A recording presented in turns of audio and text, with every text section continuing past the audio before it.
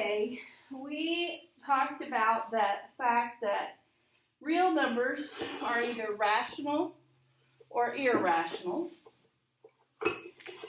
And irrational numbers are like square roots that don't come out evenly, or pi, that's irrational.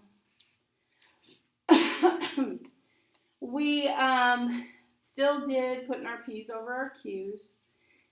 And then once we found a couple that we could divide into it, we used synthetic division to get it down to a quadratic.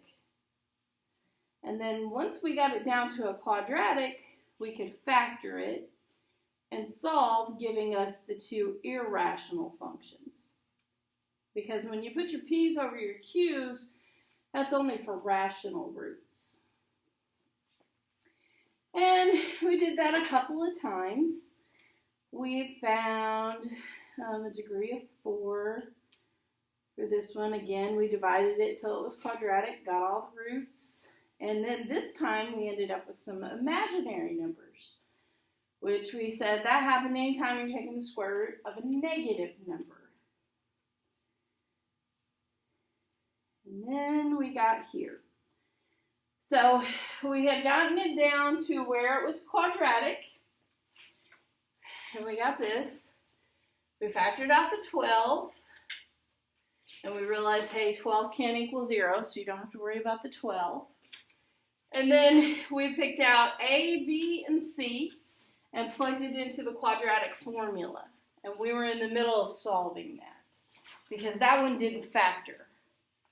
We couldn't find two numbers that multiplied to give us 5, but that added to give us 2. So -2 plus or minus the square root of 4 minus 20 all over 2.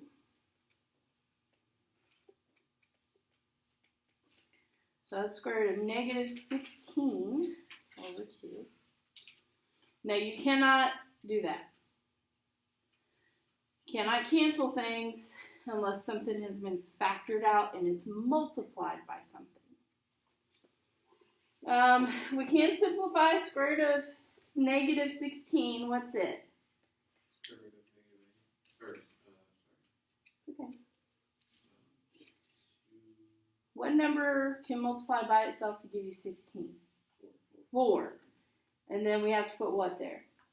I, because it's a negative.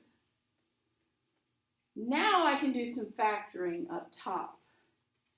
I can factor out a 2, leaving me with -1 plus or minus 2i. Now the reason why I factored out a +2 and not a -2 is because it was a +2 on bottom. Now those will cancel. And so we end up with -1 plus or minus 2i.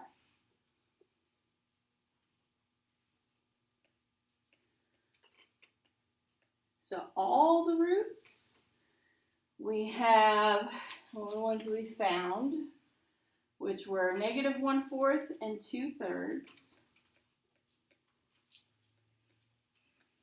And then you have -1 plus 2i and -1 minus 2i.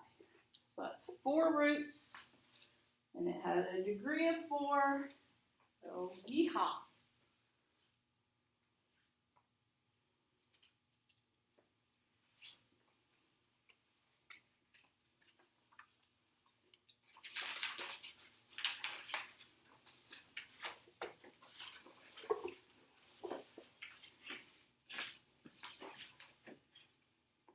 Okay, so now we're going to come up with a plan.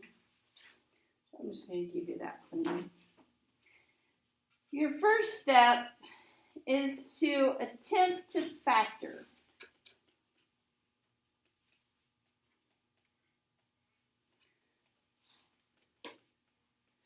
But if that's not possible, like if you can't do it by grouping or whatever, it doesn't work out, which is probably going to be the case.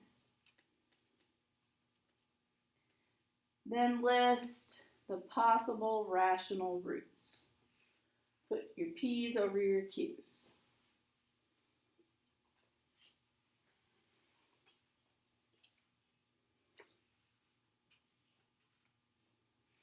So, and this attempting to factor, you can probably look at it and tell if you're going to be able to factor it or not. Then you're going to compare your possible rational roots to the graph on your graphing calculator. And ID highly possible rational roots.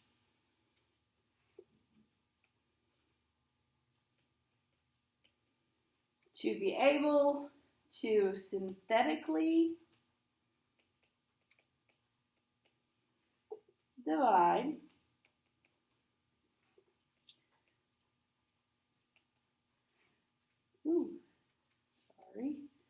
down to a quadratic. We got to get it down to something we can factor or use the quadratic formula on if it doesn't factor.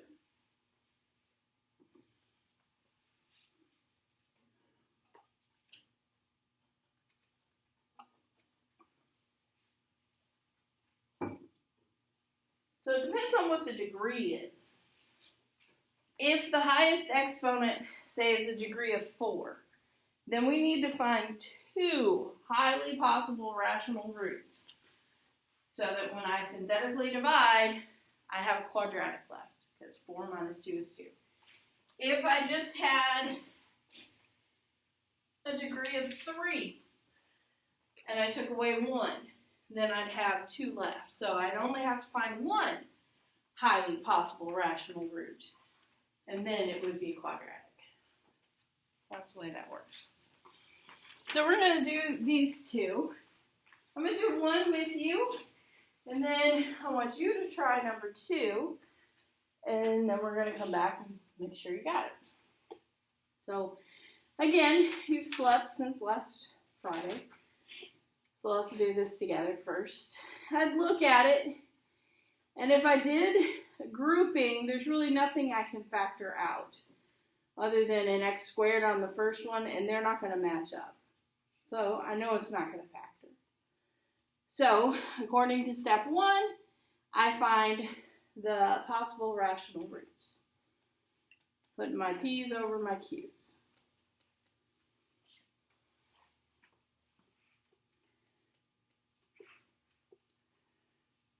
So P's are the factors of the constant.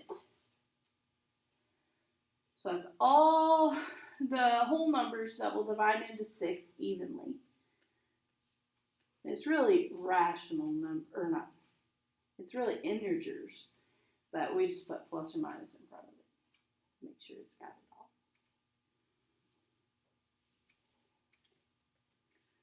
all. And then on bottom are all the factors of the leading coefficient.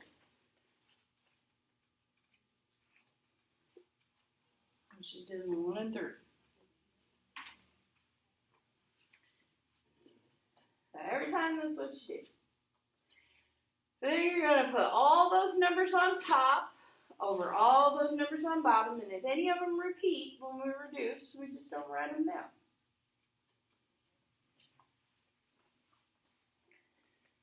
So we have plus or minus 1 over 1, and then 1 over 3. Now I'm going to move to 2. 2 over 1, and 2 over 3.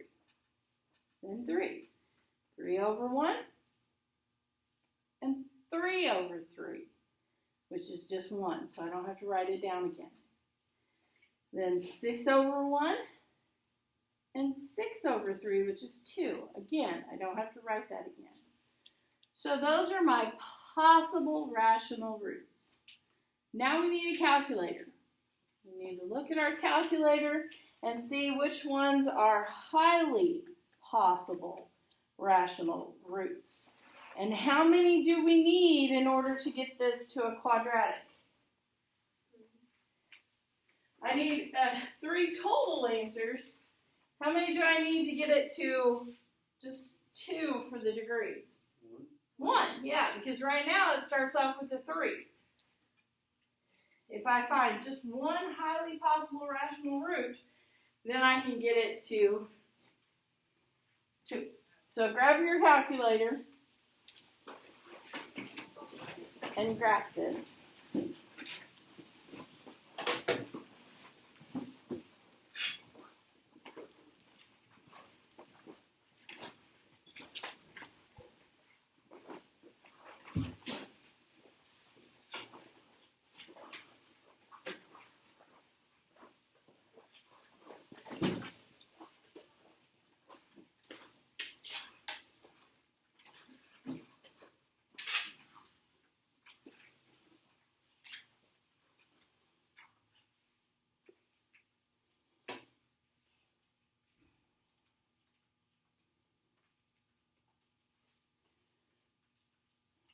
If your window's not set to normal, you can hit zoom 6.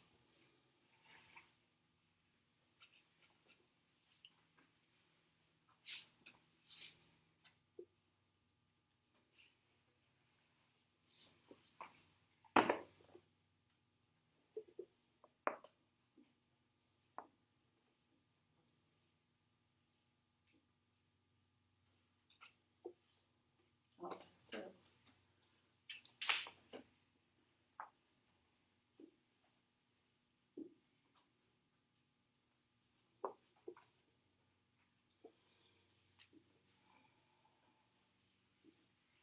Now, if that's not what yours looks like, let me know.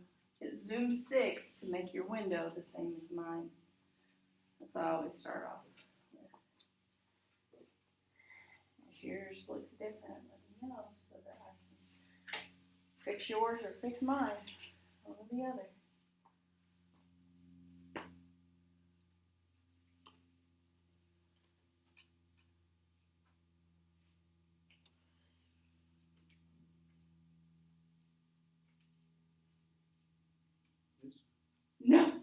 No, I was looking at the picture.